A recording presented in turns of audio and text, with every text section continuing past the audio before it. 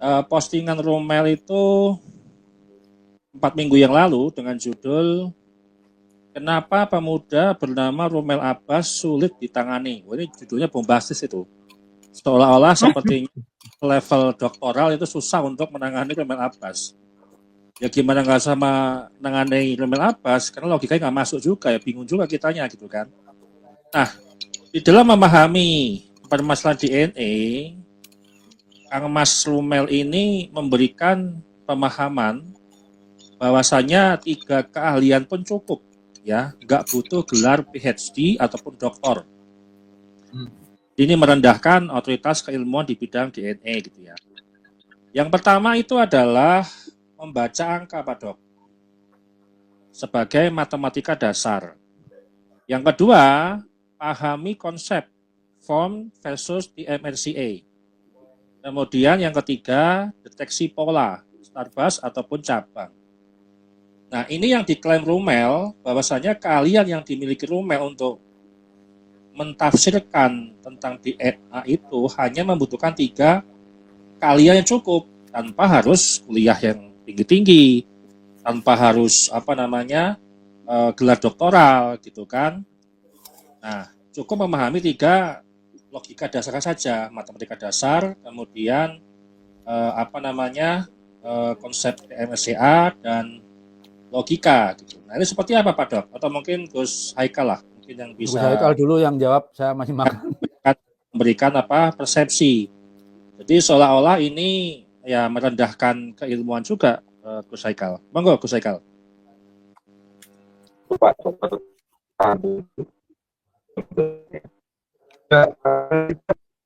Suaranya kembali putus-putus, Gus Haikal. Putus lagi, Gus.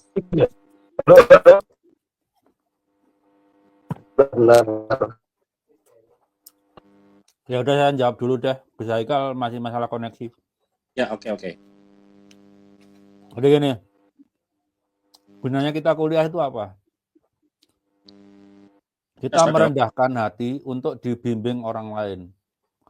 Kalau salah, kita ada yang ngoreksi. Ya kan? Ya. Kalau Romel merasa tiga pengetahuan itu cukup, kenapa seminar nggak berani? Seminar itu bukan debat loh. Seminar itu bekerja sama mencari kebenaran, mendekati kebenaran. Berdebat itu cuma cari menangnya sendiri. Kemarin Nuruddin berdebat sama Guru Gembul, cuma pamer kemampuan bahasa Arabnya tuh. Ada lagi ilmiah menurut Islam. Apa itu ilmiah menurut Islam? Ilmiah ya ilmiah toh. Parah Nuruddin tuh yang bikin umat Islam mundur itu, karena ilmiah menurut Islam ya udah ilmiah yang subjektif itu. Ilmiah itu harus objektif, nggak pakai menurut Islam. Jadi kalau memang merasa pengetahuannya cukup, kenapa nggak pernah hitung jarak genetiknya? Artinya apa? Cherry picking. Itu propaganda. Artinya dia hanya membangun narasi, bukan mendekati kebenaran. Kan pelintiran semua. Sekarang kalau dari filsafat ilmu misalnya, beban pembuktian tuh dari yang mengklaim. Kalau buktinya nggak lengkap, nggak cukup, ya kita tolak klaimnya. Sama Romel kan dipelintir. Apa jumlah sampel itu cukup untuk membatalkan? Loh, penelitiannya itu bukan untuk membatalkan. Penelitian itu membuktikan klaimnya benar atau tidak. Kalau bukti klaimnya nggak cukup, ya sudah batal, selesai. Masalahnya kita bertele-tele itu sambil didik orang itu loh. Sambil didik teman-teman yang awam itu kan. Juga ngasih ancaman ke ibu-ibu. Jadi kamu kalau melahirkan anak laki-laki yang beda playgroup dengan mertuamu, ya mertuamu bisa ngamuk kan gitu. Itu kan pendidikan itu. Bahwa Allah itu menyediakan perangkat untuk menjaga kesucian pernikahan.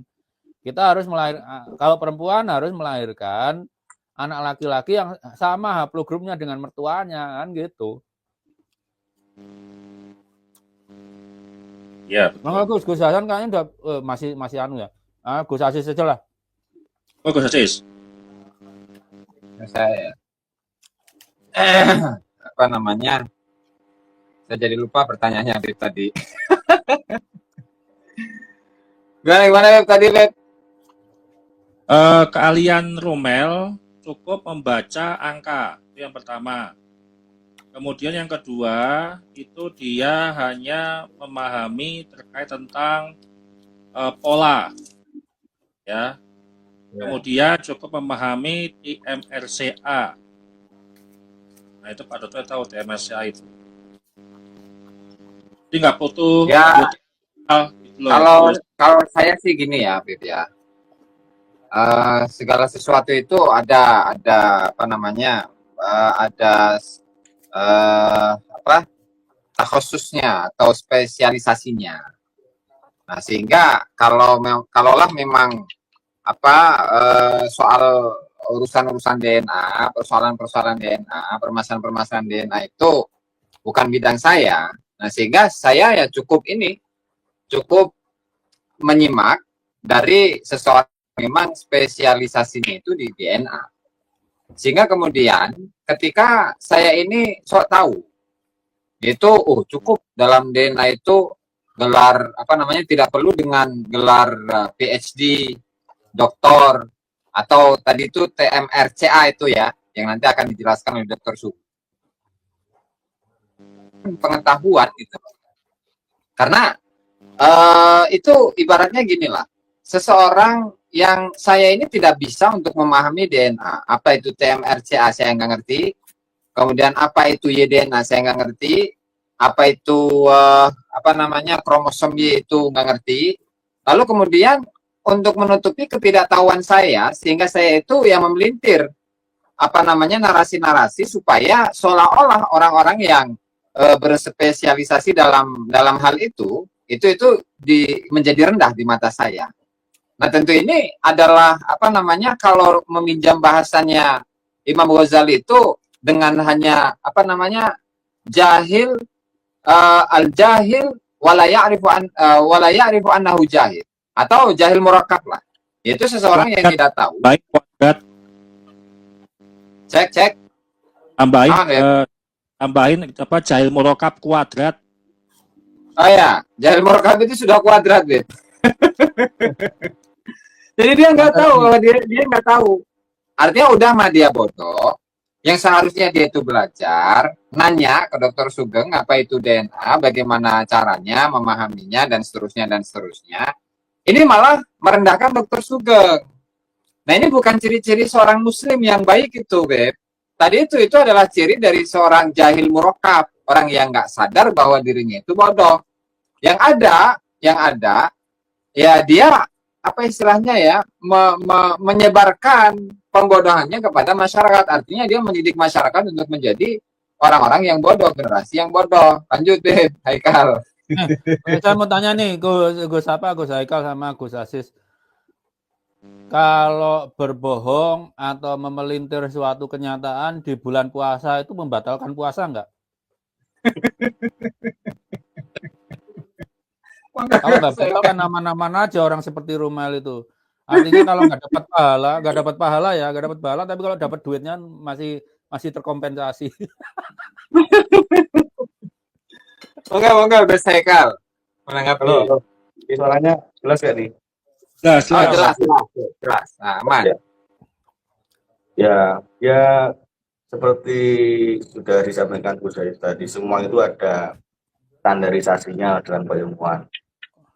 Cuma yang jelas yang saya amati, ya, dari misalnya surat menyuratnya dia dengan saya saling bawasir dan sebagainya, itu kelihatan orang yang memang senengannya muter-muter gitu. Memang dia itu nggak cari kebenaran, cari pembenaran gitu.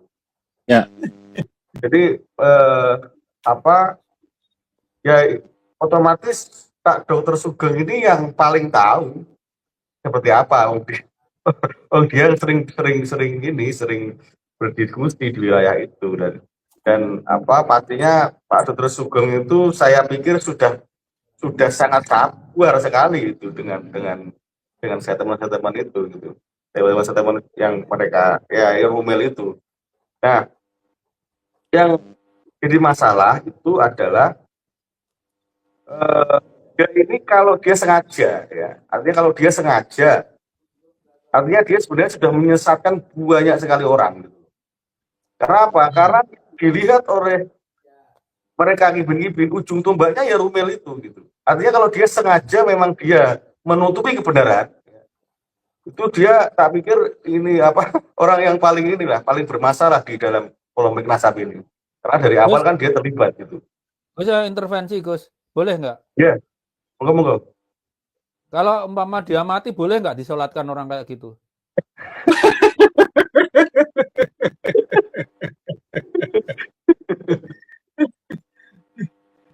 Ya. Menurut saya orang gini loh, menurut saya orang yang sengaja membuat bodoh Muslim makin bodoh, mending jangan disolatkan deh. Ngapain? Tugasnya sebagai Muslim aja nggak dijalankan kan itu artinya? Ya nggak? Tugas kita sebagai Iya. Muslim itu kan pencerdasan sesama Muslim.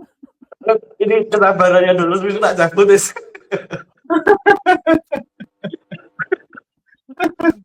Monggo Mas, dilanjut. Ampun. Ya, kalau itu sengaja, yaitu otomatis dia menyesatkan banyak orang ya.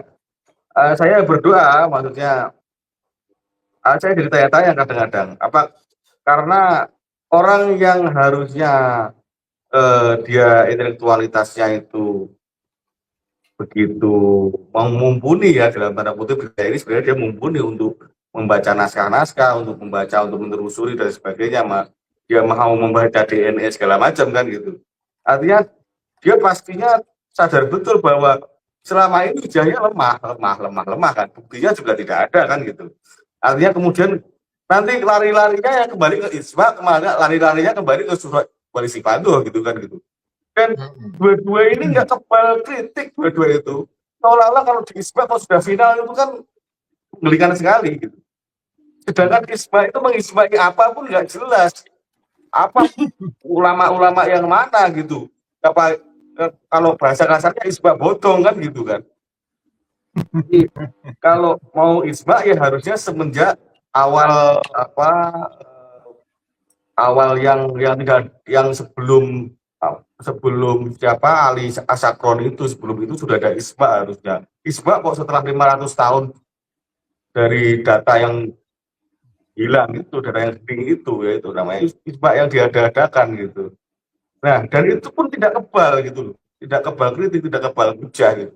Artinya kalau ini kemudian penelusurannya ada sisipan-sisipan mitos, ada halu, ada kasef, dalam tanda kutip kasef ya, yang dijadikan alat bukti mereka, dan kitab-kitab halu, kitab-kitab manakib, kitab-kitab kurofat yang tidak masuk dalam sisipin sejarah itu bisa jadi bukti. Mereka maksa untuk masukin sebagai hujah, sebagai bukti. Itu kan mereka membuat ini disiplin ilmu baru gitu loh, metodologi baru berarti. Pokoknya yang penting dua narasi kan gitu. Pokoknya yang penting punya narasi gitu. Cuma pokoknya yang penting kelihatan bahwa punya nilai gitu di hadapan jamaah mereka lah, di hadapan itu mungkin mereka kan gitu. Nah itu akan polanya belum berhenti, maksudnya akan terus begitu gitu. Pola bikin narasi, pola bikin ini ya tadi, yang penting asal punya hujah gitu. Karena juga ketika statement seperti yang tadi dimuncul, statement yang itu kan gampang gini, yang menyederhanakan keilmuan, padahal itu di luar keilmuannya dia masuk ke ranah yang itu bukan penguasaannya, dan dia menyederhanakan sesuatu. Itu kan ibarat ini ikan air tawar nyemplung ke air laut kan gitu kan. Sama orang-orang seperti Dr. Sugeng ya diketawain pastinya diketawain oleh dunia DNA, pastinya diketawain. Gus, saya bilangin ya, ada ikan dari air tawar ke air laut bisa. Contohnya ikan nila, makanya Rumel itu setara ikan nila. Ikan nila itu tahan hidup di air laut loh. Tapi nggak langsung aja kita aklimatisasi. Ya, itu mungkin ikan nila lah gitu. Ikan nila yang tebal gitu. Gus atau Dr. Sugeng ya. Jadi saya ingin bertanya. Jadi kan di segala segala bidang lah ya. Rumel itu dalam bidang sejarah dia berkomentar, dalam bidang nasab dia berkomentar, kemudian dalam bidang DNA dia pun berkomentar gitu. Nah, kalau saya kan kalau sudah dihadapkan dengan DNA itu saya udah mundur sudah. Jadi saya taklid aja itu ke Dr. Sugeng gitu. Nah, pertanyaannya sebenarnya Rumel itu ahli dalam bidang apa sih kalau menurut analisa dari Dr. Sugeng atau Gus Haikal itu? Saya serius ini nanya ini, apakah beliau adalah seorang sejarawan, ahli DNA, ahli apalagi tuh sejarah, ahli nasab atau gimana gitu loh. Saya pengen tahu itu, benar, serius ini nanya ini. Gus Biar atau ke Dr. Sugeng? Gus Haikal aja, karena Gus Haikal kalau saya lihat anunya kan dari ilmu sosial. Kalau saya sih dari terukurnya gampang. Rumel Abbas itu lulus PAI 7 tahun, mau diapain? Eh, Biar Gus Haikal aja dah. yang jelas kalau bahasa sederhananya ya ahli menghibur mungkin lah gitu. Ya Ada karena ya satu kelebihannya Gus. ya statement apapun yang dikeluarkan oleh Rumel itu kok seolah-olah itu seperti sudah diyakini kebenarannya. Yo bahasa yang agak ini metafornya yang nabinya lah gitu begitulah, orang sucinya gitu. Apa yang keluar itu sudah jadi semacam rujukan bagi mereka gitu kan. Nah itu yang ya enggak apa-apa, maksudnya Rumel begitu terus juga nggak apa-apa gitu. Artinya juga itu haknya dia. Cuma itu tadi, kalau dia memang sengaja menutupi kebenaran itu resikonya berat sekali, karena ini masalah nasab ini rentetannya banyak di seputar akidah, di seputar pembodohan publik, di seputar penipuan yang berurusannya dengan sejarah, makam palsu dan segala macam, itu kan rentetannya banyak sekali. Artinya kalau itu ada kesengajaan menutupi fakta-fakta, kesengajaan pembodohan publik, ya saya harap mereka masuk ke golongan yang tadi, yang oleh Gus Haikal tadi, dia bodoh tapi dia nggak ngerti kalau dirinya bodoh gitu. Ya itu menurut kami itu, saya harap cuma masuk kategori itu jangan masuk kategori yang itu tadi. Kan ini loh, Gus Haikal ya. Saya itu selalu mengikuti Facebooknya Mas Muhammad Qasim itu. Mas Muhammad Qasim yang di Facebook itu kan seringkali ya gontok-gontokan gitulah dengan Rumel, saling ledek ini segala macam gitu. Sehingga dari berbagai macam sisi gitu ya, dari sisi ilmu nasab, manuskrip, DNA, segala macam. Jadi dengan mudahnya itu untuk merendahkan yang lain gitu loh. Apakah orang dengan gaya seperti ini, dengan latar belakang seperti ini itu dijadikan semacam pahlawannya Balawi gitu loh, dalam ilmu dalam nasab atau dalam DNA atau dalam hal-hal yang lain. Jadi apakah seperti itu? Cuma uniknya gini ya, antara Rumel dan Balawi itu bunganya antik gini. Balawi itu mau keluar duit, kalau Rumel mau keluar duit. Tapi menaruh kepercayaan 100% ternyatanya enggak. Rumel itu tidak punya satupun akun tes DNA Balawi. Enggak punya. Yang punya malah kita. Ya saya nggak sebut orangnya ya. Ada 2 orang yang kita pegang kan. Jadinya setiap Balawi ada tes DNA kita tahu. Saya sendiri punya sepupu Balawi, ya bisa saja saya keturunan pakai Al-Muqaddam, ya bisa saja. Saya punya sepupu Balawi loh saya itu. Tes DNA itu saya punya sepupu Balawi itu. Ya itu, jadi sebetulnya hubungan Balawi dan Rumel itu udah simbiosis mutualisme, tapi saling tidak percaya 100%. Orang kalau membela kita karena duit, suatu saat bisa berbalik melawan kita karena duit. Itu udah aturan kan? Ya enggak? Ya. Seseorang yang membela kita karena duit, suatu saat bisa berbalik melawan kita karena duit. Tapi pembela nasab Nabi nggak usah beli Rumel, biarin aja kayak gitu. Kita membela Nabi itu karena kecintaan ke Nabi dan kecintaan kita kepada bangsa ini. Kita nggak mau bangsa ini dibodohin. Masa kita yang bisa mendirikan Borobudur bisa dibodohin klan? yang 900 tahun yang lalu itu nggak tahu dari mana. Aneh, kitanya itu yang aneh. Monggo, monggo. Siap, ini sudah hampir ada sejam lebih ini. Jadi mungkin closing statement dari Gus Haikal dulu, karena Bitar itu kayaknya izin atau Oh, apa ini itu. nih yang belum kejawab nih, kasihan ada hubung Gus Ya, Haikal. ya. Ya, tadi ya, Tentang ya. itu, tentang Gus, tolong dijawab ini dulu, Gus. Bagaimana dengan pameran artefak Nabi Muhammad itu, termasuk rambut, sorban, dan segala macam itu bisa dipercaya nggak? Itu jawab, tolong dijawab dulu, Gus. Biar apa yang nonton puas itu. Jawab pertanyaannya bisa dijawab. Ya, tadi ke Gus Ayus dulu ya. Ya itu memang itu karakternya begitu. Itu untuk kemudian dengan nada-nada yang seperti nyinyir dan sebagainya, seperti rendahkan, itu ya tipikal orang yang memang sebenarnya dia tidak mau berdebat, dia hanya memang mau membangun kepercayaan diri aja gitu loh. Dia memang mau bangun kepercayaan diri, artinya dia hanya pengen aku berani muncul gitu aja. Gitu. Dia hanya mau menandai itu, aku berani muncul gitu. Bukan apa-apa. Kalau dia masih eksis gitu, artinya pendukungnya masih ayam gitulah. Eksis. Kalau dia ngilang kan nanti orang bertanya-tanya. Gitu. Ya, batas itu aja eksis gitu aja. Gitu. Ya itu.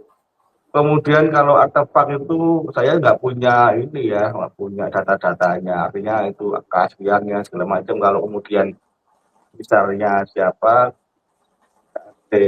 Nur Ija ya Nur Ija itu ngomong itu palsu gitu ya. Mungkin beliau punya datanya, tapi saya nggak punya datanya, jadi saya nggak bisa komentar itu ambil dari mana, punya siapa dan sebagainya, saya nggak percaya. Ya monggo aja kalau mau nonton itu keasliannya saya walau-walau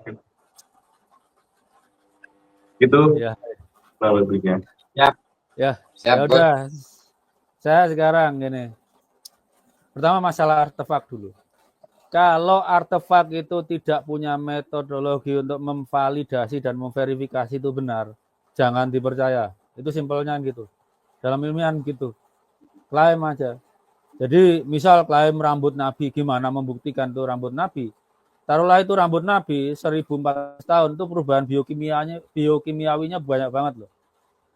Itu bisa jadi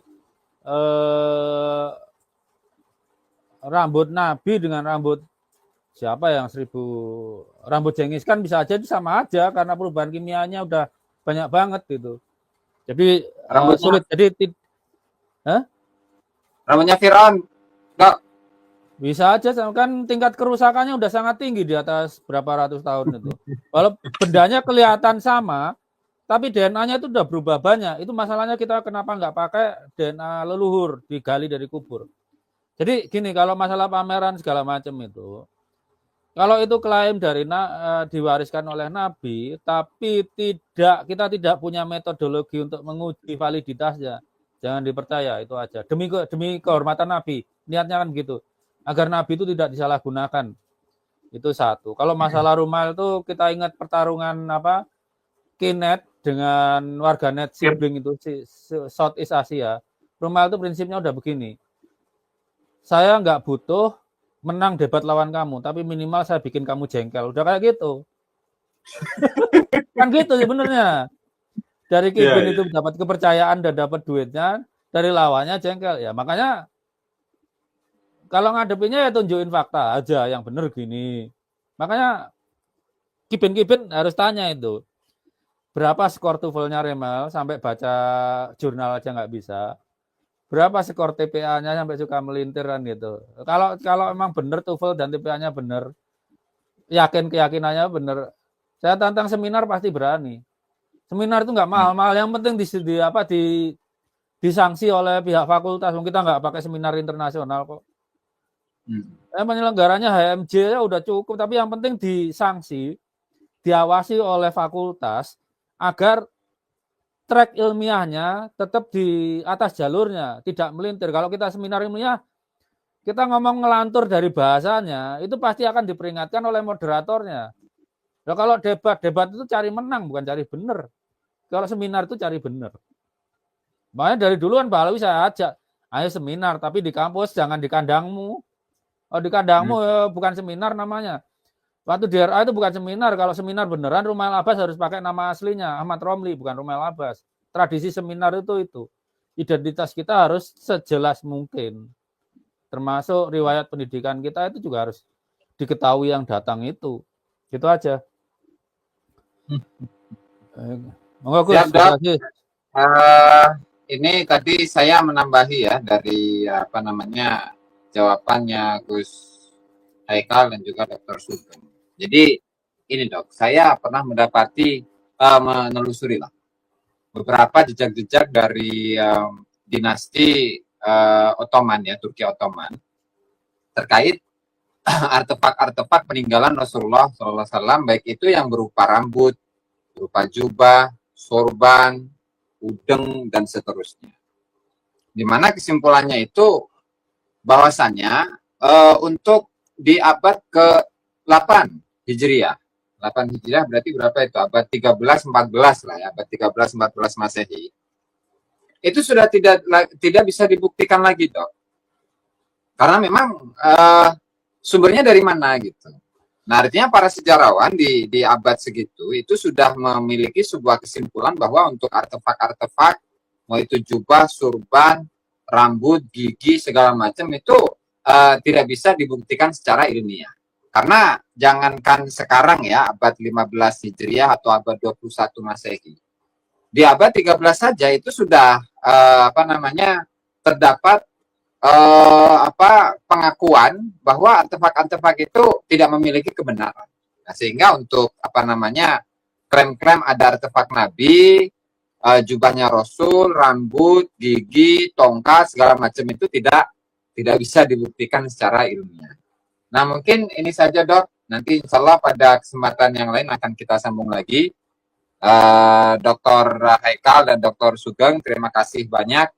Dan juga para netizen yang ikut meramaikan kajian kita, podcast kita pada malam hari ini.